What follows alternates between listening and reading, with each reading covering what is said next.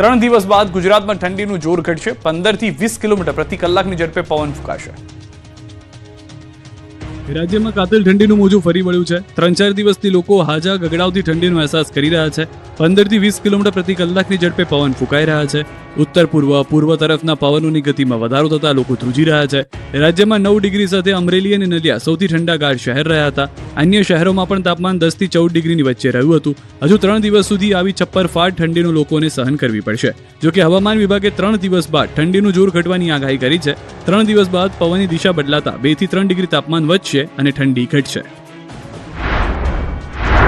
जो लघुत्तम तापमान है इसमें अगले 3 दिन कोई बड़ा बदलाव नहीं रहेगा. उसके आगे फिर धीरे धीरे टेम्परेचर 2 से 3 डिग्री सेंटीग्रेड टेम्परेचर बढ़ने का पूर्वानुमान दिया गया है. अहमदाबाद के लिए क्लियर स्काई आज का पूर्वानुमान है और जो लघुत्तम तापमान है 14 डिग्री सेंटीग्रेड के आसपास रहने का पूर्वानुमान दिया गया है. બગસરાના મગફળી કેન્દ્ર પર મગફળી ચોરી થયાનો આક્ષેપ. સીસીટીવી વાયરલ થયા બાદ 1 કરોડની માનહાનિની ચીમકી. આ દ્રશ્યો અમરેલીના બગસરાના છે, જ્યાં ટીકાના ભાવે મગફળીની ખરીદી કરતા કેન્દ્ર પર ભ્રષ્ટાચાર થતો હોવાના ગંભીર આરોપ લાગ્યા છે.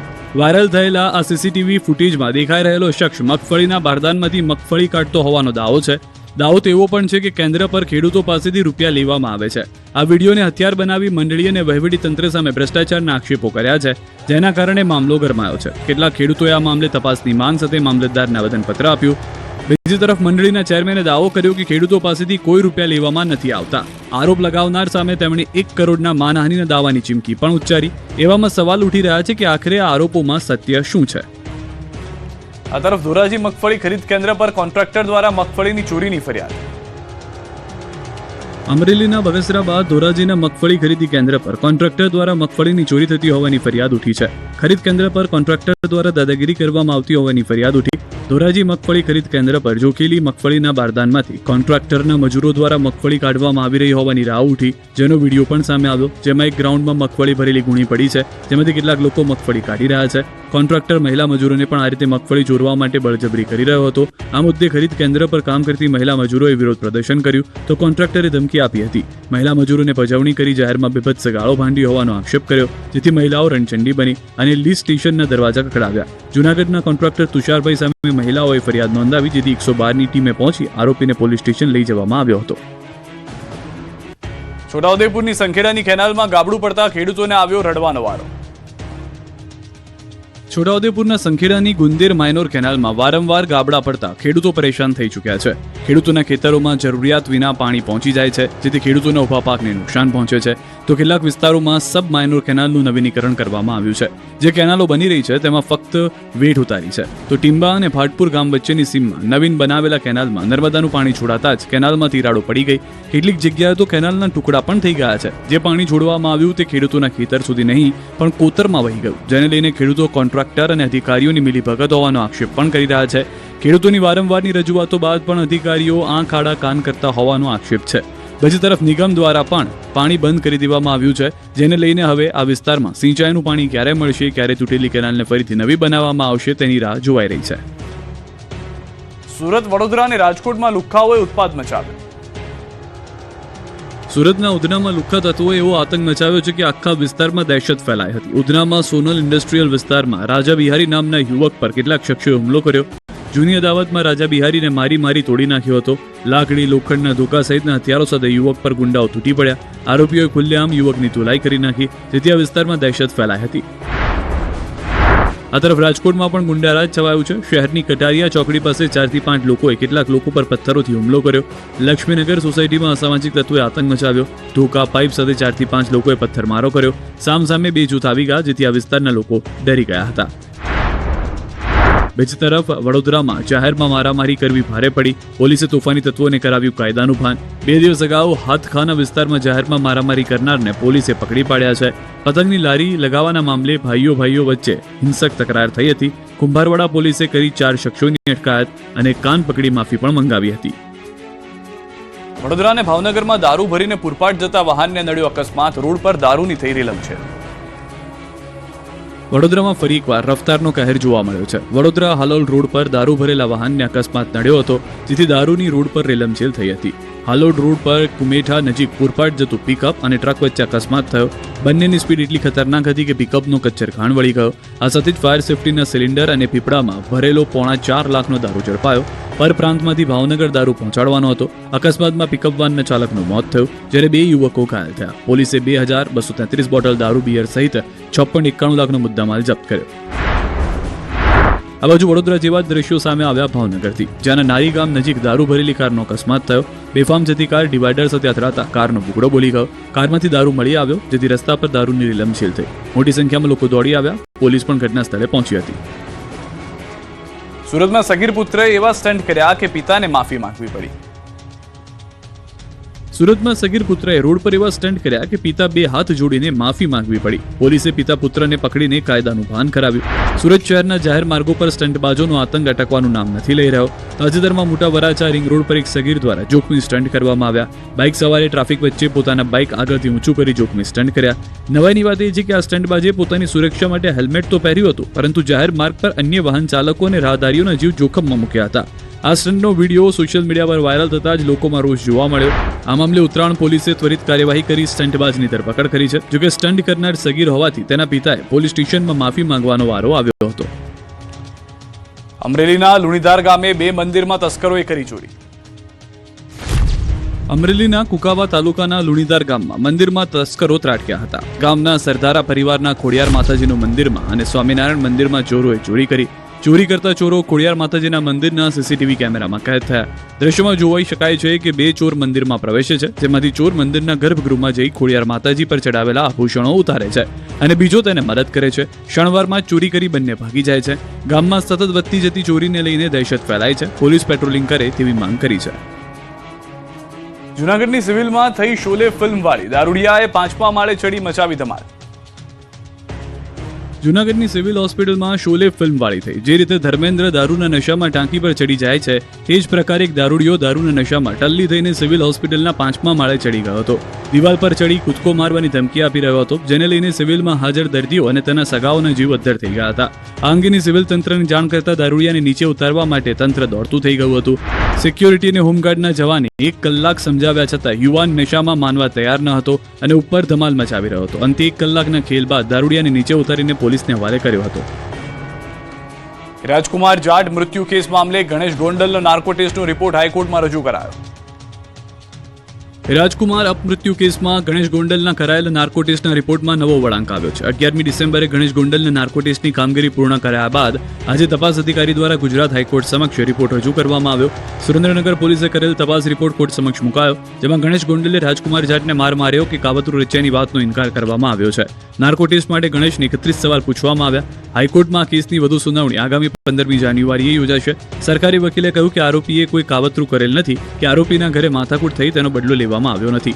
બીજી તરફ અરજદારના વકીલે સુરેન્દ્રનગર પોલીસ દ્વારા ફેર તપાસના રિપોર્ટ માંગ્યા હતા. નોંધનીય છે કે ગત 9 માર્ચે ગોંડલના પૂર્વ એમએલએ જયરાજસિંહ અને તેમના પુત્ર ગણેશ પર રાજકુમાર જાટ નામના યુવકને માર મારવાનો તેના પિતા રતનલાલ જાટે આક્ષેપ કર્યા હતા. પીએમ મોદીના સોમનાથ પ્રવાસને લઈને તડામાર તૈયારીઓ શરૂ.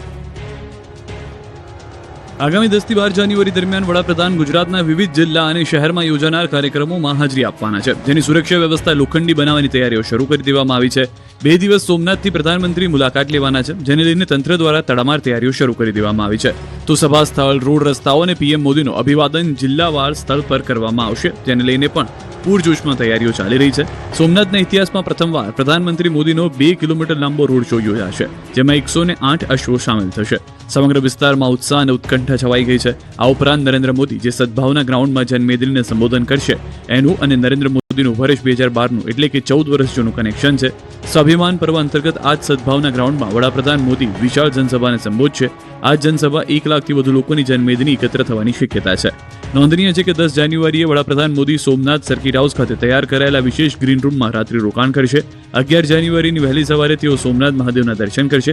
આ દરમિયાન જળાભિષેક, ધ્વજાપૂજા અને સોમેશ્વર મહાપૂજા સહિતની વૈદિક વિધિપૂર્વક પૂજા અર્ચના કરવામાં આવશે. જનસભાની તૈયારીઓને લઈને ગુજરાત પ્રદેશ ભાજપ અધ્યક્ષ જગદીશ વિશ્વકર્મા સોમનાથ આવી પહોંચ્યા છે. મંત્રી જીતુ વાઘાણી, ડોક્ટર પ્રદ્યુમન વાજા, કૌશિક વેકરિયા અને સાંસદ રાજેશ ચુડાસમા સહિત જિલ્લા ભાજપ અગ્રણીઓ ભાજપ સંગઠનના પદાધિકારીઓ સાથે બેઠકો યોજીને આયોજનની સમીક્ષા કરી. તો પ્રદેશ ભાજપ પ્રમુખ અને મંત્રીઓએ રૂટનું નિરીક્ષણ કર્યું. સોમનાથ મંદિરથી શંખ સર્કલ સુધી રૂટ નિરીક્ષણ કર્યું. ગ્રુપ નિરીક્ષણ બાદ પ્રદેશ ભાજપ પ્રમુખ અને મંત્રીઓનો કાફલો સભા સ્થળે પહોંચ્યો. સભા સ્થળનું નિરીક્ષણ કર્યું. બીજી તરફ ગુજરાત પોલીસના તમામ કર્મચારી અને અધિકારીઓની રજા રાજ્યના પોલીસ વડા KLN રાવ દ્વારા કેન્સલ કરવામાં આવી છે. હવે પીએમ મોદીના 3 દિવસના ગુજરાત પ્રવાસની વાત કરીએ તો 10, 11 અને 12 જાન્યુઆરીએ પીએમ આવશે ગુજરાત પ્રવાસે. 10 જાન્યુઆરીએ સાંજે 4 કલાકે પીએમ રાજકોટ પહોંચશે, જ્યારે રાજકોટથી સોમનાથ બાય રોડ જશે, જ્યાં પીએમ સોમનાથ ટ્રસ્ટના ટ્રસ્ટીઓ સાથે બેઠક કરશે. સોમનાથમાં પીએમ રાત્રિ રોકાણ કરશે, જ્યારે 11 જાન્યુઆરીએ સવારે 9 કલાકે સોમનાથ મંદિરમાં દર્શન કરશે. જે બાદ 11 કલાકે શૌર્ય યાત્રાનું પીએમ કરાવશે પ્રસ્થાન અને જંગી સભાને કરશે સંબોધન. બપોરના 1 કલાકે પીએમ મોદી હેલિકોપ્ટરથી રાજકોટ જશે, જ્યાં રાજકોટ મારવાડી યુનિવર્સિટીના કાર્યક્રમમાં ઉપસ્થિત રહેશે. તદુપરાંત વાઇબ્રન્ટ ગુજરાતના ક્ષેત્રે એક્ઝિબિશનનું ઇનોવેશન થશે. જે બાદ રાજકોટથી પીએમ મોદી 5 કલાકે અમદાવાદ પહોંચશે. 12મી તારીખના સંભવિત કાર્યક્રમની વાત કરીએ તો 12મીએ અમદાવાદમાં પીએમ મોદી એરપોર્ટ પર જર્મનીના વાઇસ ચાન્સેલરનું સ્વાગત કરશે, કાઇટ ફેસ્ટિવલનું ઉદ્ઘાટન કરશે, પછી ફ્લાવર શોની મુલાકાત લેશે, ગાંધી આશ્રમની મુલાકાત લેશે, મેટ્રો રેલના ફેઝ 2ના ભાગનું ઉદ્ઘાટન કરશે, રિવરફ્રન્ટથી મેટ્રોમાં સવારી કરશે. વડોદરાની નર્મદા વસાહતના વિકાસને લઈને રાજકારણ ગરમાયું. ધારાસભ્ય ધર્મેન્દ્રસિંહ વાઘેલાએ મધુ શ્રીવાસ્તવ પર કર્યા પ્રહાર, તો મધુ શ્રીવાસ્તવે કર્યો પલટવાર. વડોદરા જિલ્લાના વાઘોડિયામાં નર્મદા વસાહતના વિકાસને લઈને રાજકારણ ગરમાયું છે. પૂર્વ ધારાસભ્ય મધુ શ્રીવાસ્તવ અને વર્તમાન ધારાસભ્ય ધર્મેન્દ્રસિંહ વાઘેલા વચ્ચે ફરી શાબ્દિક યુદ્ધ શરૂ થયું છે. થોડા દિવસો અગાઉ ધારાસભ્ય ધર્મેન્દ્રસિંહ વાઘેલાએ નામ લીધા વિના મધુ શ્રીવાસ્તવ પર પ્રહાર કર્યા. ભૂતકાળના ધારાસભ્યોએ વસાહતોમાં વિકાસને રોકવાનો પ્રયાસ કર્યો. જે બાદ પૂર્વ ધારાસભ્ય મધુ શ્રીવાસ્તવે ખુલ્લેઆમ વળતો પ્રહાર કર્યો. તેમણે પોતાના કાર્યકાળ દરમિયાન વાઘોડિયા તાલુકામાં કરેલા વિકાસ કાર્યોની વિગતો આપી. સતત ધારાસભ્ય ધર્મેન્દ્રસિંહ વાઘેલા પર ગંભીર આક્ષેપો કર્યા. ભૂતકાળમાં ઓઇલ અને ડીઝલ ચોરી કરતા. વધુમાં તેમણે એવો દાવો કર્યો કે પાસા કેસમાં પકડાયા બાદ તેમને છોડવા માટે પોતે મદદરૂપ બન્યા હતા. જેથી વાઘોડિયા સહિત સમગ્ર જિલ્લામાં રાજકીય ચકચાર જગાવી છે. અમને પણ ખૂબ પીડા થતી હોય કે ભાઈ પણ અમુક કારણો જે તે વખતના જે કઈ લોકો હતા એને યાદ નથી કરવા કે જેને વસાહતની ચિંતા બિલકુલ કરી નહીં. એટલા માટે થઈને આપણે 25-30 વર્ષ એવા લોકોને લઈને આયા કે જેને આપણી વસાહતની કોઈ ચિંતા જ ના. મેં વિધાનસભાના અંદર રજૂઆત કરીને મંજૂર કરાવીને રોડ બનાવ્યા છે. કોઈ વસાહત બાકી નહીં હોય કે જ્યાં ડામર સપાટી રોડ ના બનશે. આ ધમપસો મારવાના બંધ કરો ભાઈ. તમે શું કરતા હતા, તમે પેલા શું હતા, આજે શું છે એ મારા મોઢામાંથી ના બોલાવતા. ઓઇલની ચોરી શું કરતા હતા, ડીઝલ પેટ્રોલની ચોરીઓ શું કરતા હતા. અરે પાસામાં મેં તમને જોડાયો છે, કેમ ભૂલી ગયો ભાઈ. ગીર સોમનાથમાં ખનીજ માફિયાઓ સામે ધારાસભ્ય પડ્યા મેદાને. જૂનાગઢ ગીર સોમનાથ પંથકમાં પણ ખાન ખનીજ માફિયાઓ બેફામ બની ગયા છે. કોઈ પણ રોકટોક વગર આ વિસ્તારમાં ખનન થઈ રહ્યું છે. અધિકારીઓના 4 હાથ હોવાથી માંગરોળ માળિયાહાટીના પંથકમાં બેફામ ખનીજ ચોરી થઈ રહી હોવાની ફરિયાદ ઉઠી છે. આ અંગે અનેકવાર ઉચ્ચ કક્ષાની રજૂઆત કરી છે. આમ છતાં કોઈ કાર્યવાહી ન થતા ગીર સોમનાથના કોંગ્રેસના ધારાસભ્ય વિમલ ચુડાસમા મેદાને આવ્યા. ખાણ ખનીજના અધિકારીઓ સામે ગંભીર આક્ષેપ કર્યા. અધિકારીને લોકેશન આપવા છતાં કાર્યવાહી ન કર્યાનો દાવો કર્યો. ખનીજ ચોરી કરનાર ખનીજ માફિયાઓ સામે કાર્યવાહીની માંગ કરી. કાર્યવાહી નહીં કરે તો દિલ્હી સુધી રજૂઆત કરવાની તૈયારી દર્શાવી. ઘણા દિવસોથી આજ દિવસ સુધી રાઇટિંગમાં પણ લખીને આપેલું છે, પણ આજની સુધી ખનીજ માફિયા દ્વારા બેફામ ખનીજ ચોરી ચાલી રહી છે. આની પહેલા જ્યારે જુનાગઢ મુકામે મુખ્યમંત્રી શ્રી આવેલા હતા, એમને આગમનમાં સમયે જ આ લોકોએ બેફામ રીતે ખનીજની મંજૂરી આપવામાં અધિકારીઓ દ્વારા આપવામાં આવેલી હતી. સુરતના મોલમાં ડ્રગ્સ બનાવતી મિની ફેક્ટરી પકડાઈ. લંડનમાં બેઠા બેઠા સુરતના મોલમાં ડ્રગ્સનું પ્રોડક્શન કરતા. આ દ્રશ્યો નિહાળી પહેલી નજરે લાગશે કે આ તો લોકોના સ્વાસ્થ્યના રિપોર્ટ બનાવવા માટેની લેબ છે. લેબ જરૂર છે, પરંતુ લોકોના લોહીના ટેસ્ટ માટેની નહીં, પરંતુ ડ્રગ્સ બનાવવા માટેની છે. સુરતના પર્વત પાટિયા વિસ્તારમાં આવેલ એક કમર્શિયલ મોલની અંદર ફૂડ ટેસ્ટિંગ લેબની આડમાં ધમધમતી હાઈ પ્યોરિટી ક્રિસ્ટલ મેફેડ્રોન ડ્રગ્સની ફેક્ટરીનો સુરત એસઓજીએ પર્દાફાશ કર્યો, જેમાં આંતરરાષ્ટ્રીય લંડન કનેક્શન ખુલતા પોલીસ સ્તબ્ધ થઈ ગઈ. અમરોલીમાંથી 236 ગ્રામ ડ્રગ્સ સાથે ઝડપાયેલા જીલ ઠુંબરની કબૂલાત બાદ પોલીસે પોલારિસ શોપિંગ સેન્ટરની ડિક્રિયા ફૂડ એન્ડ ફાર્મા એનાલિટિકલ લેબોરેટરીમાં દરોડા પાડી ડ્રગ્સ બનાવનાર સિનિયર ટેકનિશિયન સહિત કુલ 3 શખ્સની ધરપકડ કરી. લંડનમાં બેઠેલા માસ્ટર માઇન્ડ અને લેબના માલિક જનક જાદાણીના ઇશારે અને ફાઇનાન્શિયલ મદદથી શહેરમાં જ નશાનું ઝેર તૈયાર થતું હતું. યુવાધનને નશાના રવાડે ચડાવવાના આ કાવતરામાં પોલીસે લાખોનો મુદ્દામાલ, તૈયાર ડ્રગ્સ અને જ્વલનશીલ કેમિકલ્સનો જથ્થો જપ્ત કર્યો. લેબની અંદર તપાસ કરતા પોલીસને આધુનિક મશીનરી અને કેમિકલ્સ મળ્યા, જેનો ઉપયોગ high purity crystal mephedrone drugs તૈયાર કરવા માટે કરવામાં આવતો. આરોપી બ્રિજેશ તેની કેમિકલની જાણકારીનો દુરુપયોગ કરીને ઉચ્ચ ગુણવત્તાનું મેફેડ્રોન તૈયાર કરતો હતો, જે લંડન સ્થિત હેન્ડલરના ઇશારે બજારમાં વેચવામાં આવતું હતું. આ તરફ જૂનાગઢમાંથી મેફેડ્રોન ડ્રગ્સ ઝડપાયું છે. માંગરોળના નગીનાવાડી વિસ્તારમાંથી ડ્રગ્સ મળી આવ્યું છે. આ સાથે જ ફારૂક ખાદિમ નામના શખ્સને ઝડપી પાડ્યો છે. 3.58 ગ્રામ ડ્રગ્સ, મોબાઈલ, રોકડ મળી કુલ 43,030નો મુદ્દામાલ જપ્ત કર્યો છે. તો અમદાવાદના જુહાપુરામાંથી ડ્રગ્સ ઝડપાયું છે. એમડી ડ્રગ્સની ડિલિવરી કરવા નીકળેલો આરોપી ઝડપાયો. તોસીફ અહેમદ ઉર્ફે બાપુ પાસેથી 50 લાખનું એમડી ડ્રગ્સ મળ્યું છે. ગાંધીનગર અમદાવાદ બાદ સુરતમાં પાણીપુરી વાળાઓને ત્યાં દબાઈ. ગાંધીનગર, અમદાવાદ અને હવે સુરતમાં પાણીપુરી વિક્રેતાઓને ત્યાં તવાઈ બોલાવવામાં આવી છે. એટલી ગંદકીયુક્ત જગ્યાઓ પર પાણીપુરી બની રહી છે કે જ્યાં એક સેકન્ડ ઊભું રહેવું પણ મુશ્કેલ બની જાય. ફૂડ વિભાગે દરોડા પાડી કાર્યવાહી કરી. ગાંધીનગરમાં રોગચાળો વકર્યા બાદ સુરત મનપા એક્શન મોડમાં છે. પાંડેસરા વિસ્તારમાં પાણીપુરીના વિક્રેતાઓને ત્યાં આરોગ્ય વિભાગની ટીમે દરોડા પાડ્યા. તપાસ દરમિયાન અખાદ્ય અને આરોગ્ય માટે જોખમી સામગ્રી મળી આવી. કેટલાક વિક્રેતાઓ પાણીપુરી બનાવવા માટે કાળા, વપરાયેલા અને સડેલા તેલનો ઉપયોગ કરી રહ્યા હતા. આ ઉપરાંત કોથળામાંથી સડેલા બટેકા મળી આવ્યા છે, જે માનવ સ્વાસ્થ્ય માટે ગંભીર ખતરો ઉભો કરે છે. ગંદા કપડામાં આલુપુરી તૈયાર કરવામાં આવતી હોવાનું પણ આરોગ્ય વિભાગની ટીમે પકડ્યું. આ કાર્યવાહી દરમિયાન અખાદ્ય તેલ, બટાકા અને તૈયાર પાણીપુરી સ્થળ પર જ જપ્ત કરવામાં આવ્યા છે. આરોગ્ય વિભાગની ટીમે તરત જ આ તેલનો નાશ કર્યો હતો, જેથી તેનો ફરી ઉપયોગ ન થઈ શકે. નિયમોનું ઉલ્લંઘન કરનાર વિક્રેતાઓને સ્થળ પર જ દંડ ફટકારવામાં આવ્યો હતો. અમદાવાદમાં ગઈકાલે પાણીપુરી વાળાઓને ત્યાં રેડ પાડ્યા બાદ આજે પાણીપુરીની લારીઓ જપ્ત કરી. અમદાવાદના વિવિધ વિસ્તારમાં પાણીપુરી વિક્રેતાઓને ત્યાં ફૂડ વિભાગે દરોડા પાડ્યા, જ્યાંથી સડેલા બટેકા, અખાદ્ય ચણા અને કાળા મસ્ત તેલમાં તળેલી પાણીપુરી પકડી પાડી હતી. અખાદ્ય જથ્થો નાશ કરાયો હતો. 50થી વધુ એકમો પર તવાઈ બોલાવી હતી. ત્યારે બુધવારે બહેરામપુરા વોર્ડમાં ફરી મનપાની ટીમ ત્રાટકી હતી. પાણીપુરીની તમામ લારીઓ દૂર કરી જપ્ત કરી લીધી હતી. ગંદકી વચ્ચે પાણીપુરી તૈયાર કરતા લારીઓ પકડી લેવામાં આવી હતી. 50થી વધુ લારીઓ પકડી લેતા પાણીપુરીના વેપારીઓમાં આક્રોશ જોવા મળ્યો.